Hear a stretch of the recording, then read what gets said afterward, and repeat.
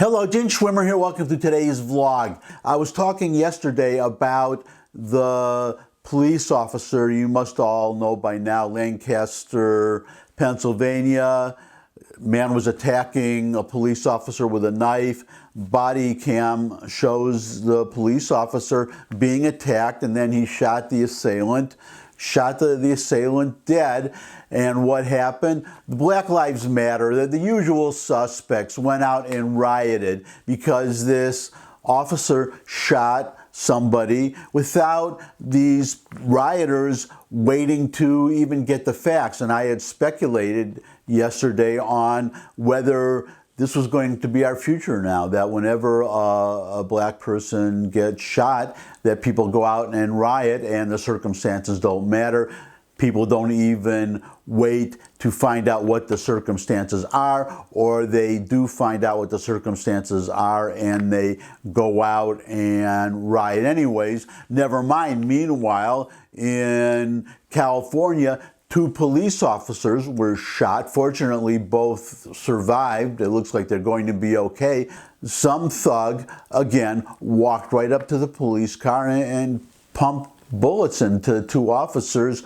I don't see much sympathy for them. In fact, there was a demonstration outside the hospital where the officers were. These demonstrators, protesters, whatever you want to call them, they were blocking the entrance, and in at least one case, one person saying, well, we hope that the officers die. That's the situation that we're in today, and I'm revisiting this subject partly because of this article, but also I got a comment from a commenter, Lynn777, this morning, agreeing with me, saying that, and it's not because the person agreed with me that I'm quoting the person. You can agree with me or you can disagree with me. It's just that it prompted me to revisit the subject because I got that comment and I saw this article. It was about, the Lynn777 was saying that, unfortunately, Lynn777 thinks that I may be right, that this may be the future. Heather McDonald says the same thing, but I want to read you a little bit of Heather McDonald's article because I think it reinforces what I said and says what I said better and maybe even adds a little bit to it. And then I'm going to get back to, well, Lynn777 had a question whether anything could be done about it. I'm going to answer that specific question because that is a very good question. But first, let me give you the article because Heather McDonald covers that point too, in a way. So here we go. The headline, Heather McDonald, protesters demand cops let themselves be stabbed or shot. If the nation's police officers walked off the job today, it would be hard to blame them. Sunday's anti-cop riots in Lancaster, Pennsylvania have made the current de facto rules of engagement clear. Officers may never defend themselves against lethal force if their attacker is a minority. Exactly what I said yesterday. That's what it's starting to look like. Heather McDonald is stating it even more plainly and not making a prediction, but saying that that seems to be the situation right now. Officers may never defend themselves against lethal force if their attacker is a minority. They should simply accept being shot or stabbed as penance for their alleged racism. The response from the, quote, community, unquote, after this summer of lethal cop hatred was predictable. Rioters pelted Lancaster cops with bricks, glass bottles, and sharp projectiles ripped from road barricades. They smashed the windows of police cruisers, the downtown police precinct, the post office, cafes, and stores. They torched a dumpster dragged from another part of the city. They pulled street signs and bike racks out of sidewalks to use against the police. And now we start to get to the important point, and keep in mind that these cities, I looked up Lancaster, Pennsylvania too, just to be sure, though I already suspected. The mayor of Lancaster, Pennsylvania is a Democrat, okay, so another Democrat-run city. The murderous chaos is hardly surprising.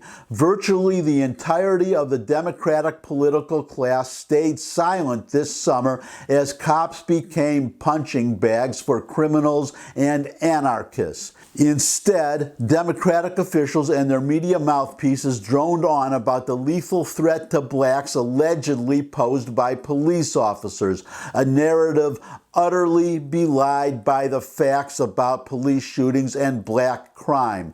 Mayors and district attorneys vowed to ignore misdemeanor arrests so as to avoid prosecuting black criminals. Until our political class repudiates that false narrative about police racism, and when she says political class, Heather McDonald is actually being too kind, because let's be honest, political class in this case means Democratic political class. Republicans all the way up to the President of the United States have been quite vocal about this violence occurring in Democrat-run cities. Again, Democrat-run cities.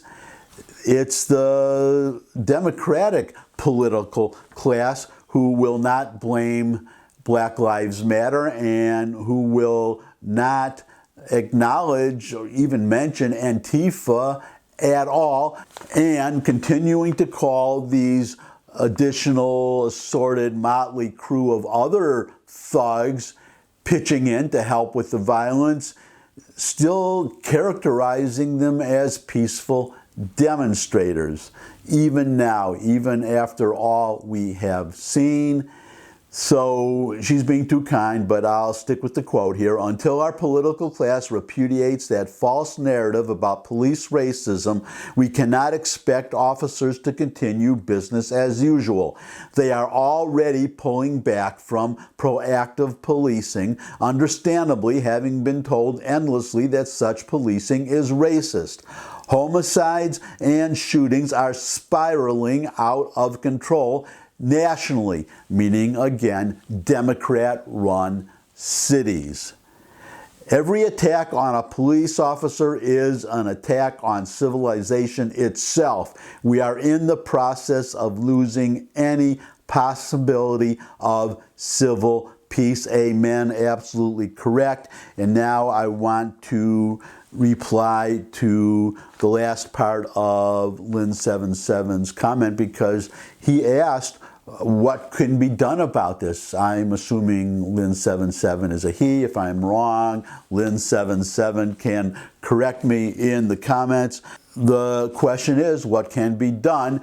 And Heather McDonald points out the problem. Until our political class, meaning Democrats, meaning the leaders of these cities, these Democrat-run cities, the mayors and the city councils, and well, I can't say the police chiefs because they want to do their job. They are being prevented by the mayors and the city councils and by local district attorneys and other government officials, which now gets me to Lancaster, Pennsylvania, and the question of what can be done about it. This is what Lancaster did, or this is what the Lancaster police did, and it stopped it cold.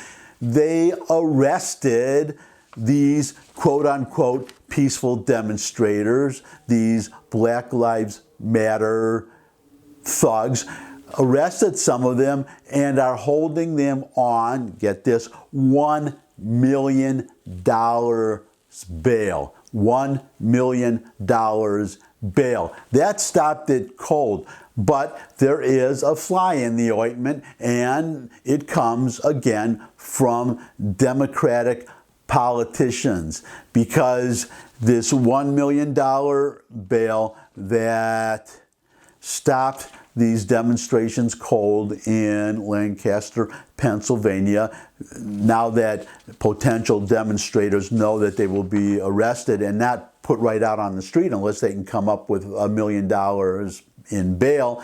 But the lieutenant governor is saying that that $1 million bail is too high, it's unconstitutional, and is going to court to have the bail reduced. That is the problem. Now, to be frank, to show the other side, because I always try to show both sides of any argument, and this lieutenant governor might have a point. We'll see, because the lieutenant governor is citing the Constitution, the 8th Amendment, which prohibits setting excessive bail. And he's saying that the cop who knelt on George Floyd's neck, his bail was $1 million.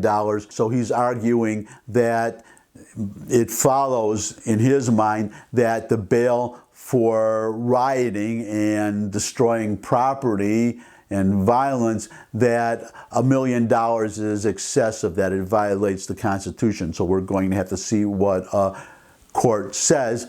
It illustrates the problem. If he's standing on principle, okay, maybe he is. But then if $1 million is too high, this is what we have to watch going forward. If the bail is too high at $1 million, then what is the correct bail? What will it be set at? If it's set at, say, $750,000, is this lieutenant governor going to go to court again?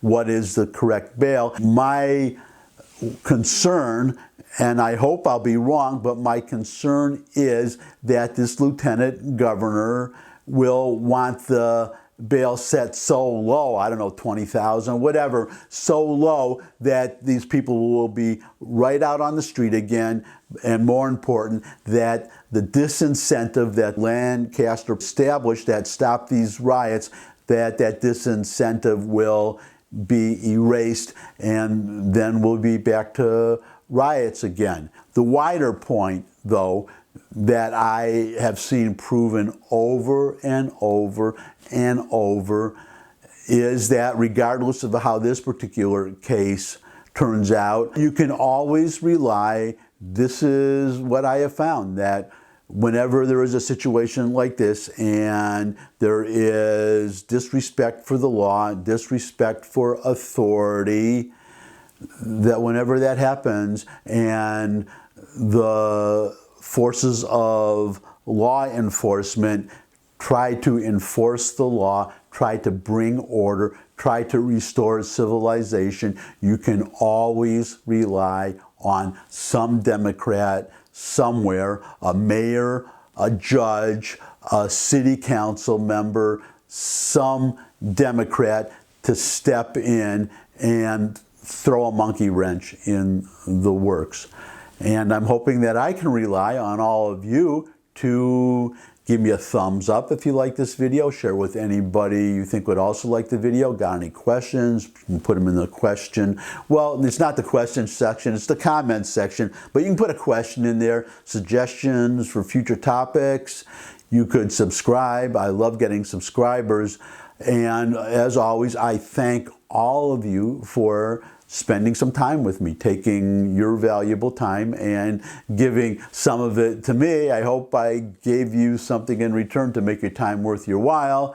And finally, most of all, I look forward to seeing all of you again. I hope I'll see all of you again. Until I do see all of you again, bye.